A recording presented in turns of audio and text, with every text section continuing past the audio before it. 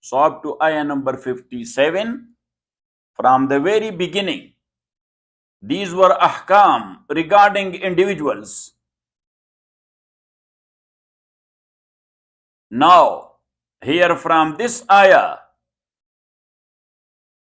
these are al-umur as-sultaniya, state and government laws and rules.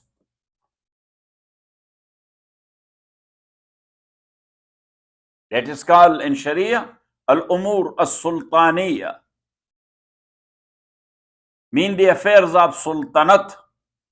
Sultanat means state.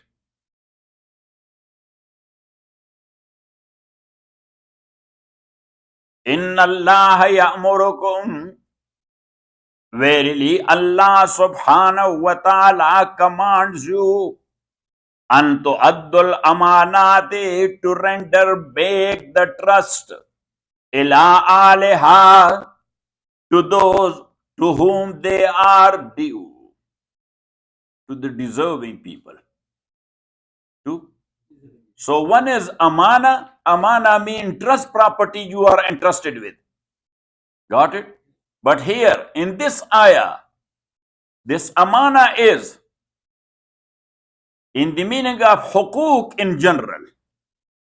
An tu'addul amanat al hukuk. An tu'addul amanat, Muli Yusuf, al hukuk. So if you have given a word to someone, so now that is haq, you have to fulfill that. You have an agreement with someone, you have to honor that. You have been entrusted by something, so you have to give the entrusted property back to its owner. Got it? Inna Allah ya'murukum, verily Allah commands you an tu'addul amanati, to render back the trust, or to pay the due rights, ila aliha, to those for whom they are due. Ahlul hukuk. Ila aliha mean ahlul hukuk. Wa iza hakamtum, and Allah also ordered you, this is second order.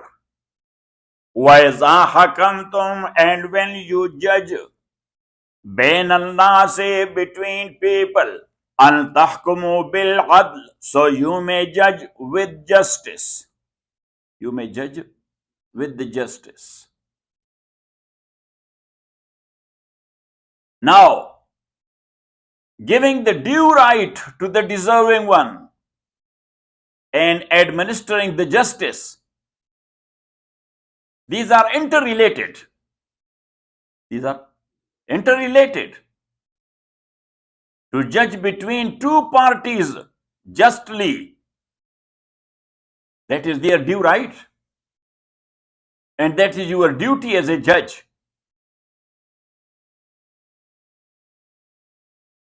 And as you know, that in Sharia, they are mentioning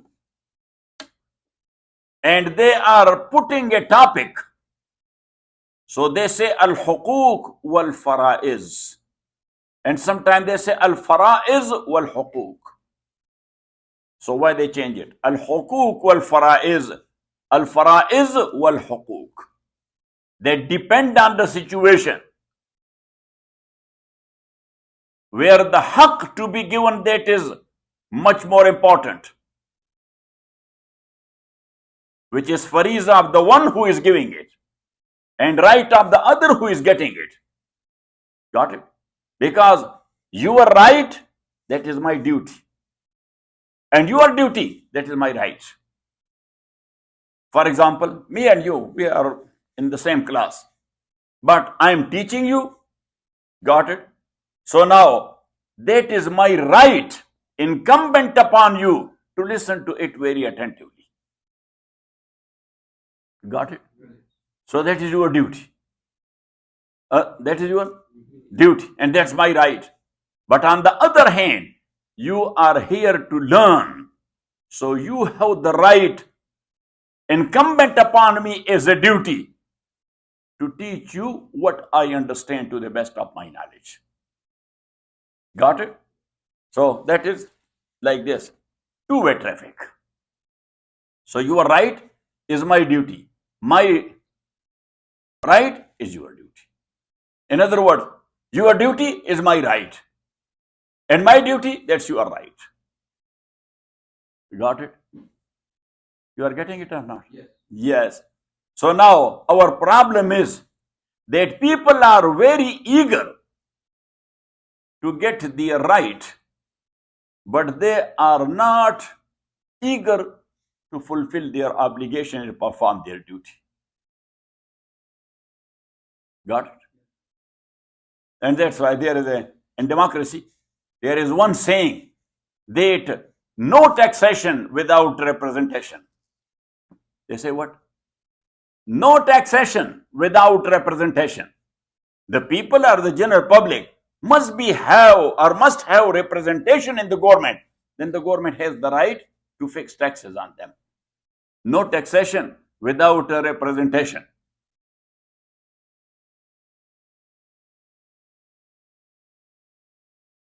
So now, right and duties are al-faraiz wal-huquq ya al-huquq wal-faraiz. So if that is regarding a powerful guy, Mawli Yusuf, be focused. Regarding a powerful guy, so about him we say al-faraiz wal-huquq. What we say? Al-faraiz wal-huquq. First, we will give him the message, you have a duty. You have to fulfill it. Then you have a right. You have, because you are an authority. You have power in one way or the other. Got it? So you have the duty. Then you will be having the right. But if that is regarding a poor and weak person, so regarding him, we say al-huquq wal-faraiz. Give him his right, then he would be asked for the duty he is bound for. Our case is other way around. From a weak one, we are asking for duty, not giving him his right. Yes, and a powerful one, he is talking of his rights, he is not thinking of his duty. And that's why the situation all over the world is bad. So that's why I use the word al-huquq wal-faraiz, and then for the second time, al-faraiz wal-huquq. So how you will use it? Yes, that powerful guy, so to him, you will remind his fariza first, that this is your duty. Then you will be having the right. Got it? But for a weak one, you will talk about him, you will say, he has the right. Yes, give him his right, then we will ask him to fulfill his obligation. Got it? Inna Allah ya'murukum an tu'addul amanati ila aliha. Verily, Allah subhanahu wa ta'ala commands you an tu'addul amanati, to render back the trust or to pay the due rights, ila aliha, to whom they are due. Wa iza hakamtum bayna an-nasi, and when you judge between people, an tahkumu bil adl, then to judge with justice. So now this is the whole system. Ya'murukum an tu'addul amanati ila ahliha, that is social system. That is what? Social system, that everybody is bound to pay the due right of other without going to court. Got it? Without going to court. That he will pay the due right of other when he will go to court and the court will order. No, as a Muslim, he is bound to judge himself that that is his due right, I am bound to pay it. So that's called social justice. That's called what? Social justice, social system. And وَإِذَا حَكَمْتُمْ بَيْنَ النَّاسِ أَن تَحْكُمُوا بِالْعَدْلِ. So that is the whole political and especially judicial system. Ya subhanallah, in half ayah Allah subhanahu wa ta'ala has encompassed the whole system. Got it? Included the whole system. وَإِذَا حَكَمْتُمْ بَيْنَ النَّاسِ, and when you judge between people, أَن تَحْكُمُوا بِالْعَدْلِ, so he commands you to judge with justice. إِنَّ اللَّهَ نِعِمَّ مَا يَعِظُكُمْ بِهِ. إِنَّ اللَّهَ ni'imma. So this ni'imma is actually ni'mama. That is actually ni'mama. But because of i'lal, it turned to ni'imma.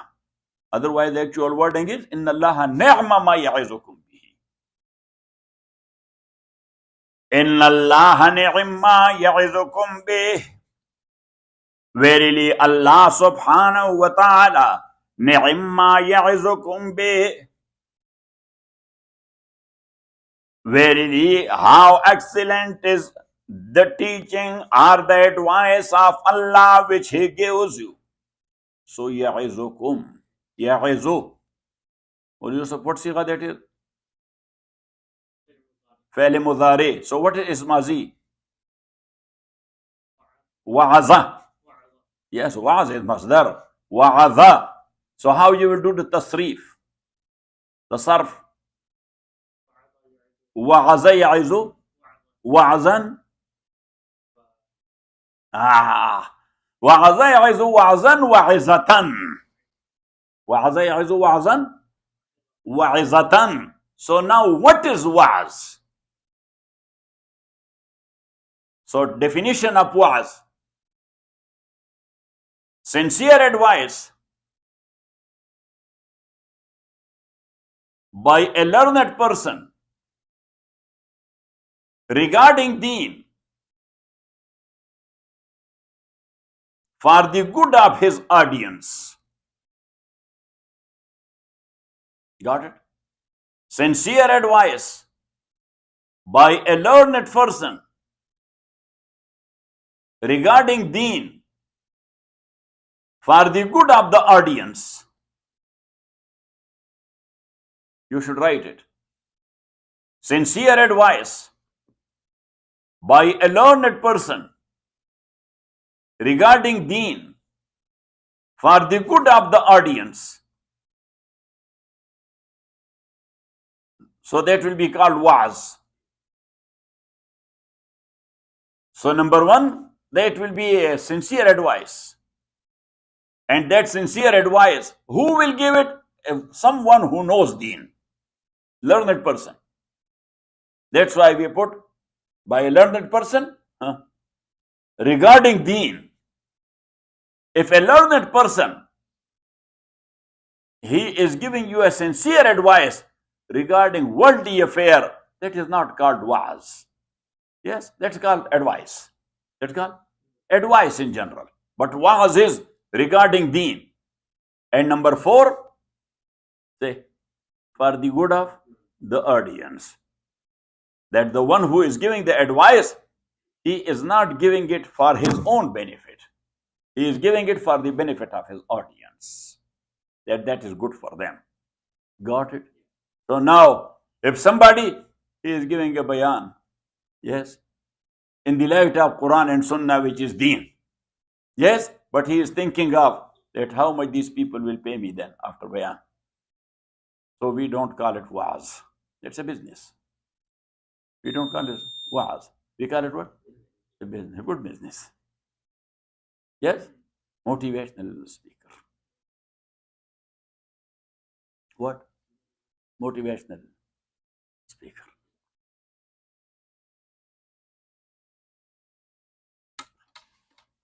Inna Allah ya'murukum an tuwaddul amanati ila aliha. Inna Allah ya'murukum, verily Allah commands you an tuwaddul amanati, to pay the due rights, ila aliha, to those for whom they are due. وَإِذَا حَكَمْتُمْ بَيْنَ النَّاسِ, and when you judge between people, أَن تَحْكُمُوا بِالْعَدْلِ, he orders you to judge with justice. إِنَّ اللَّهَ نِعِمَّ مَا يَعِظُكُمْ بِهِ, Verily Allah subhanahu wa ta'ala, how excellent is His teaching, He is advising you with. Inna Allah kana sami'an basira. Verily Allah subhanahu wa ta'ala is ever all hearer and all seer. Ya ayyuhallazina amanu, O you who believe. Ya ayyuhallazina amanu, O you who believe. Ati'ullaha, obey Allah. Wa ati'ur rasula, and obey the messenger. Wa ulil amri minkum, and people in authority from amongst you. People in authority from amongst you. فَإِن تَنَازَعْتُمْ فِي شَيْءٍ, but if you differ in anything, فَإِن تَنَازَعْتُمْ, if you differ amongst yourselves in anything, فَرُدُّوهُ إِلَى اللَّهِ, so take it to Allah, وَالرَّسُولِ, and to the messenger. إِن كُنْتُمْ تُؤْمِنُونَ بِاللَّهِ, if you do believe in Allah, إِن كُنْتُمْ تُؤْمِنُونَ بِاللَّهِ وَالْيَوْمِ الْآخِرِ, and in the last day. ذَلِكَ خَيْرٌ, that is better. وَأَحْسَنُ تَأْوِيلًا, and that is very suitable for final determination. So now, Ati'ullah, which means obey Quran. Wa ati'ur Rasul, obey the Sunnah. Wa ulil amri minkum, little meaning is people in authority. But look, regarding Allah and Rasul, Allah repeated the word ati'u. In other ayah, Allah did not repeat the word ati'u. He said, wa ati'ullaha war rasula. He said what? Wa ati'ullaha war rasula. Obey Allah and the messenger. But here he said, obey Allah and obey the messengers. So there was no need of repetition of and obey. But he did it. In other ayah, he did not repeat it. Why it is so? Because here he repeated the word ati'u, which is actually an indicator, or implicitly it makes clear that as Quran is source of Sharia, so Sunnah of Rasulullah is source of Sharia as well. As ita'at of Quran is wajib, so ita'at of Sunnah is wajib, or ita'at of Rasul is wajib. Got it? And where he did not repeat the word ati'u, so there he means that obedience to Allah is obedience to Rasulullah, and obedience to Rasulullah is obedience to Allah. And ta'id and support, وَمَن يُطِعِ الرَّسُولَ فَقَدْ أَطَاعَ اللَّهَ, whosoever will obey the messenger, so indeed he has obeyed Allah. Well, Yusuf, write it down, because these are the important issues. That's what I wrote in this book of mine. Yes, the history and evolution of fiqh. Fiqh ki tarikh wa irtiqa.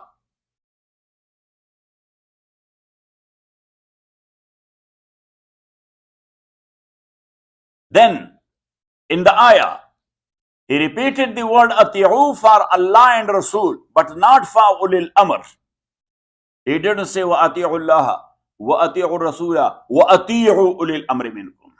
But he said ati'u Allah wa ati'u Rasul wa ulil amri minkum. That ulul amr and people are in authority. They are wajibul ita'at if they are going by Quran and Sunnah. They are wajibul ita'at if they are going by Quran and Sunnah. Because if they are violating the commandment of Allah and of Rasulullah sallallahu alayhi wasallam, so there is a hadith, Rasulullah sallallahu alayhi wasallam said, La ta'ata illa fi ma'rufin, that there is no obedience but only in ma'ruf. And ma'ruf is something which is known from Quran and Sunnah. Which is known from Quran and Sunnah. Rasulullah sallallahu alayhi wasallam, he sent an expedition. And he put an Ansari Sahabi is Amir on them. And he ordered them to obey the Amir. To obey the Amir. So they were on their way. Somewhere they were taking rest. That was a desert or forest area. So the Amir ordered, just gather together firewoods. So they gathered it. He said, let the fire. They let the fire. He said, Ata'alamun, anna Rasulullah sallallahu alayhi wa sallam amarakum bil ita'ah. You know that Rasulullah sallallahu alayhi wa sallam ordered you to obey the Amir? Yes, they said, yes, of course. He said, jump in the fire. Yes. So a few of them, they stood up. Ita'at Amir, because Rasulullah said it, sallallahu alayhi wa sallam. But a young man, he said, no. No. From this fire, we ran away towards Rasulullah sallallahu alayhi wa sallam. So how his deen will throw us in fire? Got it? So these, they say, yes, it makes sense. Because of fire, that Jahannam is a fire. So because of that, we said, La ilaha illallah Muhammadur Rasulullah. And that Ansari Sahabi was actually a jolly man. So he was doing what? A joke. When they came back and they related the story. So he said to Ansari, Rasulullah said, don't do like this. Because sometimes people, they take joke very serious. These are not. Yeah, now, alhamdulillah, transformation of Nasim. But some time back, what was his case? Fahim said.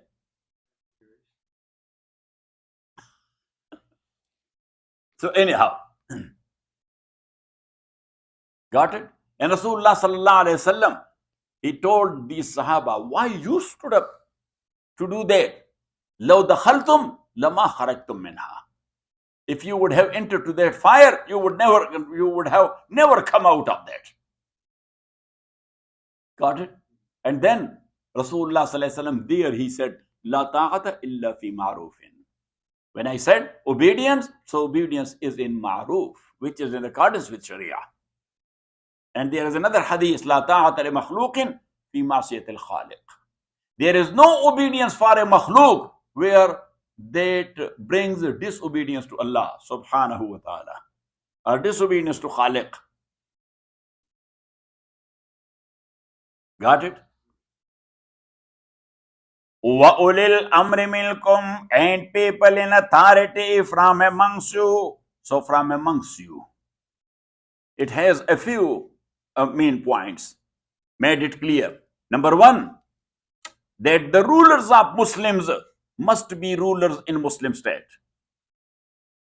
Must be Muslim rulers in Muslim state. Number two, outsider must not be the ruler of another country.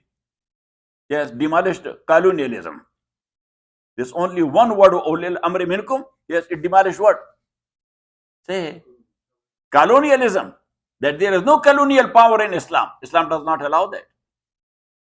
And that's why our ulama, rahimahumullah, and other freedom fighters for hundreds of years, they fought against Britishers or not?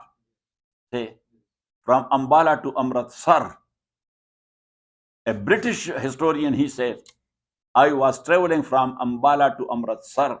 There was not a single tree on both sides of the road where a alim of Muslim is not hung by the government.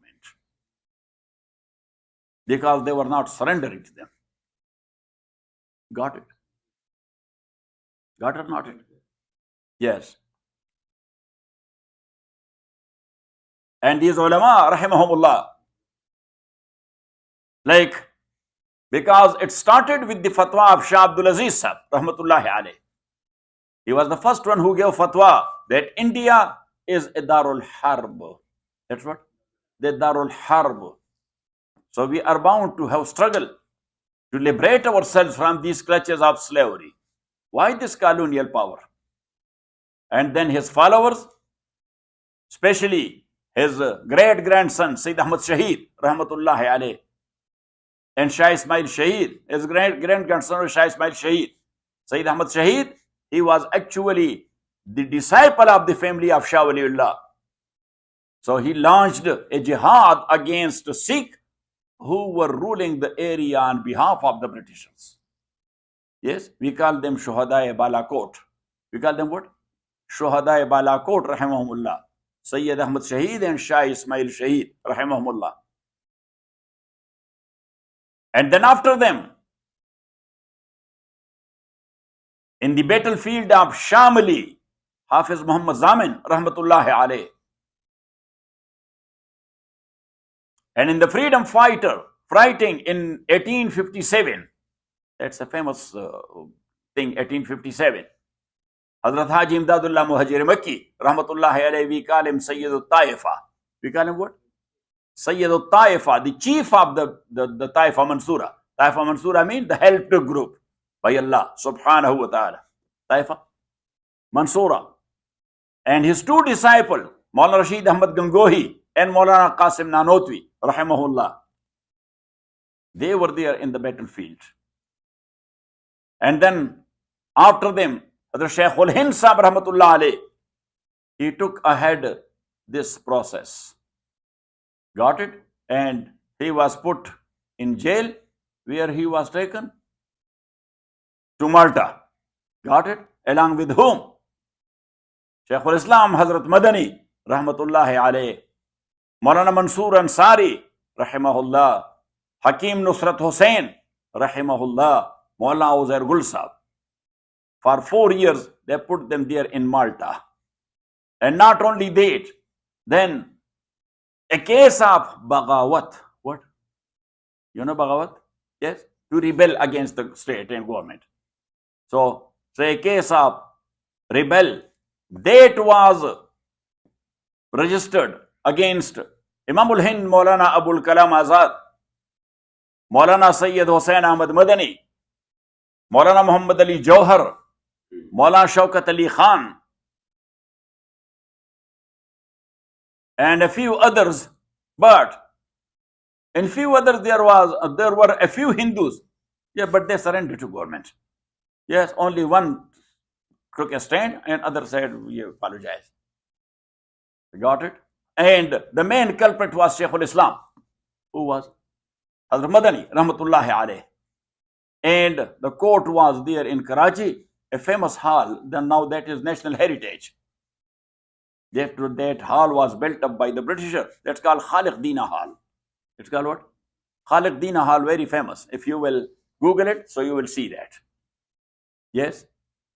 And sometimes we see it on the internet only to, yes, to bring to our mind that our elders.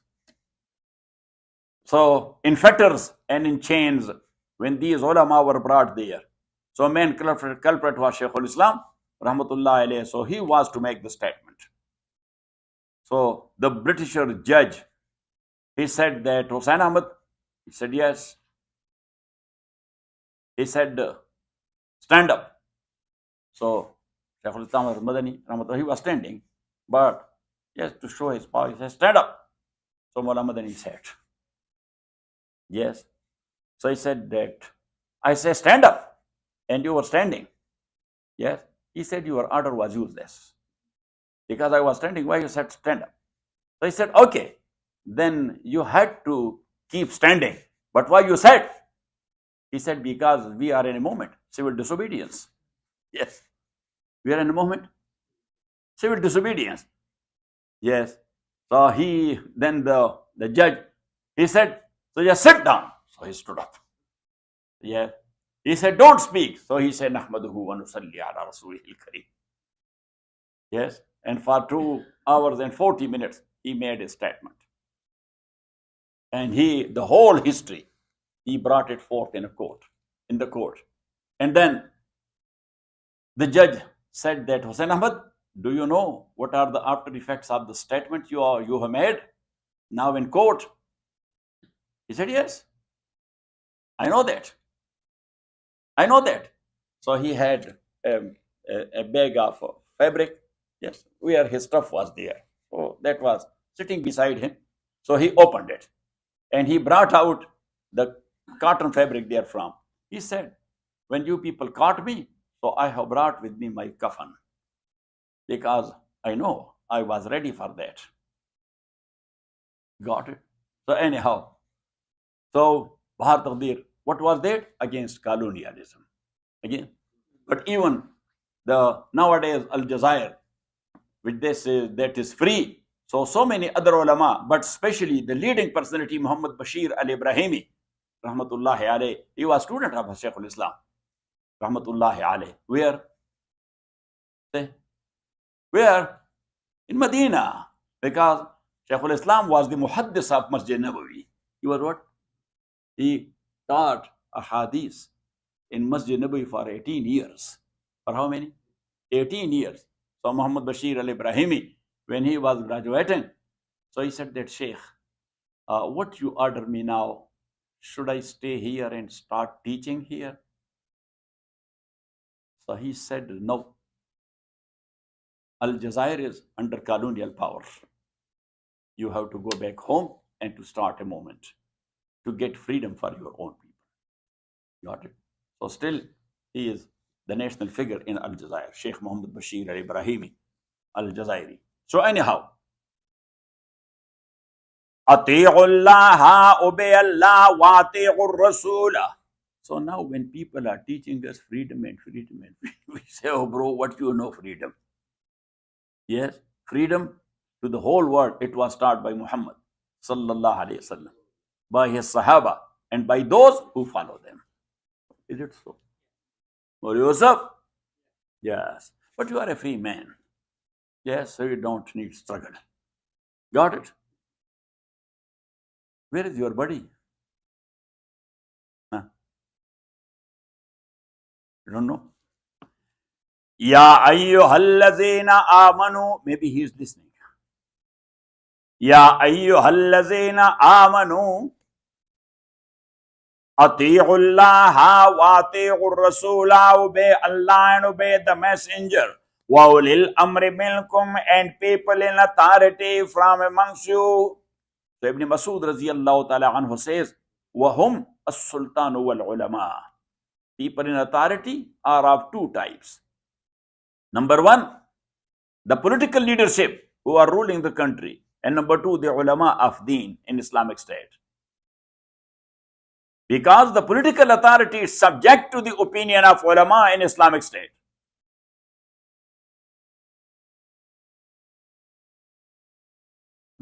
Got it? They are bound to ask the ulama what should be done regarding this issue.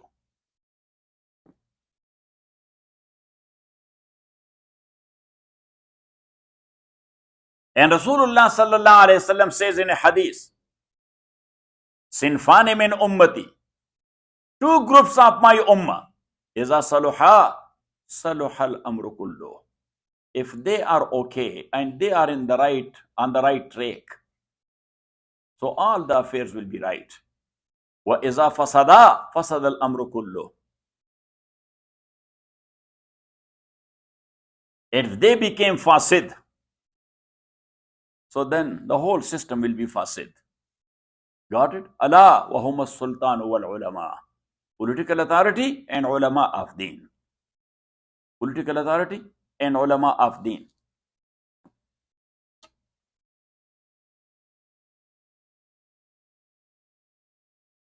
فَإِن تَنَازَعْتُمْ فِي شَيْءٍ, then if you differ in anything amongst you, فَرُدُّوهُ, so take it, إِلَى to Allah wa Rasul, to the messenger.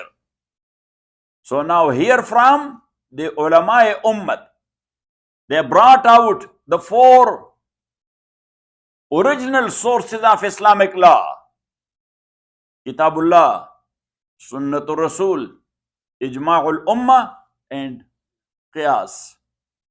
So Ati'ullah, that is Kitabullah. Ati'ur Rasul, that is Sunnatul Rasul. Ulil Amri Minkum, that is Ijma'. Because the ulama, they have the authority. Or me and you will give opinion. Who will give? The ulama. And فَإِن تَنَازَعْتُمْ فِي شَيْءٍ, if nothing was found as a solution in the book of Allah, in the hadith of Rasulullah, and never any ijma happened regarding that issue, so what you will do? فَرُدُّوهُ, say, ilallahi wa Rasul. Take it back to Allah and Rasulullah. So that is not found in the Holy Book, not in the Sunnah of Rasul. So what it means? That refer it to Allah and Rasulullah sallallahu alaihi wasallam means find out a similar case there in Quran or in Hadith and find out the cause. Illa. What? Say Mawli Yusuf. The illa, cause. That what is the cause of this rule in Quran or in Hadith, which is called illa. And illa is sometime mansus and sometime mustambat. The illa, sometime that is very obvious there in that text. And sometime the fuqaha, they are deducing the illa. They are what? They are deducing the illah. And because of commonality, because of what? Commonality of that illah in both cases. Number one, the expressed one in Quran and Hadith. Number two, the existing one, which for you are looking a solution. So illah is one and the same. So then you are making a qiyas of this one on that. That there the ruling is like this. So for this the ruling will be like this.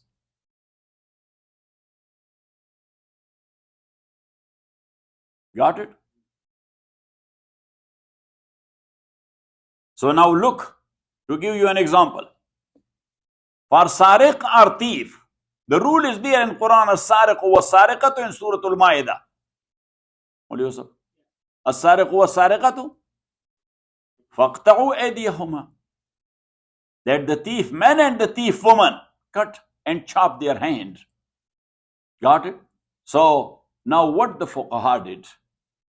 They defined the theft. That what is theft? So they defined it. Akhzu malin muhtaramin muhrazin fi khufyatin. Akhzu malin. What Yusuf? You wrote it? Akhzu malin muhtaramin muhrazin fi khufyatin. That theft is to take wealth, muhtaramin, which is hurma or ihtiram or respect, respectable mal. What? Respectable wealth.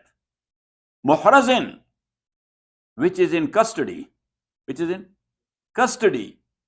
Fi khufyatin, hiddenly. Taking it hiddenly. So these are the contents of theft.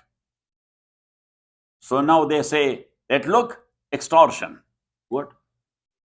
You know extortion? What is that? To snatch something by force. To snatch from someone something by force. Yes. On the street he was walking and you stopped him. Got it. Can we say that this is theft? So metaphorically we say yes, theft. Chura chapawul. What? But chura chapawul, that is not theft. That is not theft. Because there is a condition fi khufyatin. In a hidden way you are taking it away. This is not a hidden way. He's on the roadside and got it. And the thief, he is trying not to be seen by anyone when he is committing theft. So he is making announcement. Yes. When the thief will make, come on. Yes, I am taking this. But we cannot call it theft. That's extortion. That's what? For extortion, there will be other punishment. You cannot chop his hand. Got it? Number two, mal muhtaram, which has value. Mal muhtaram, which has value. So if somebody hiddenly took away a thing like this cup, look at me. Yes, he put it in the pocket and so this is mal, but not valuable. The card will be of 50 cents or so, or let's say $1. So that's not valuable. So we cannot cut his hand. Got it? We cannot, because in Asar it is said that la qat'a fi sawtin wa asah. If somebody took away a what? the whip of someone. Whip they are using for the horse. Got it? Or the stick of someone. So that is normal thing that from a branch of tree. What is its value? So we will say that, oh, you committed a theft, let me cut your hand in the court. That's not Bale Muhtaram. Number 3, Muhraz, that's in custody. That's what? In custody. So you were walking on a way and you found something on road. Yes? A wallet which has $1 million. And you picked it up. Yes. Even though if that is found with you, we cannot cut your hand because that was not in custody. That wealth was not in custody. So now they say, Abu Hanifa is Abu Hanifa. He is explaining one word like this. Then he said that there are 2 guys. One is called Nabash, other one is called Tarrar. Tarrar is the pickpocket. Tarrar is what? The pickpocket. Cutting the, yes. Here I don't know, but back home, in poor countries, in buses, or in trains, or in gathering, yeah, they are looking for that. And the guys that do not feel that, oh, my pocket is cut it and everything is gone. They are very smart in this regard. So anyhow, now he is called Tarrar. He is called what? Tarrar. And Nabash, the one who is digging the grave, the newly buried grave, yes, and he take away the fabric, the shrouded fabric. Got it?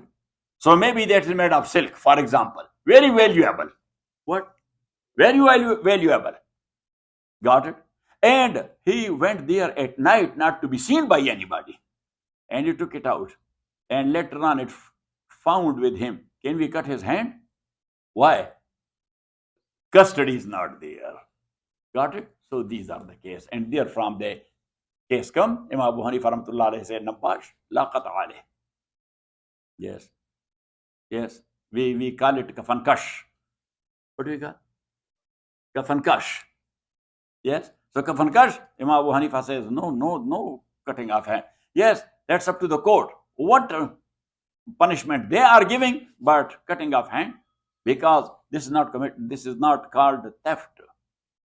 Got it? So furthermore, inshallah, wa sallallahu ta'ala ala khair khalqih, wa alihi wa sahbihi ajma'in.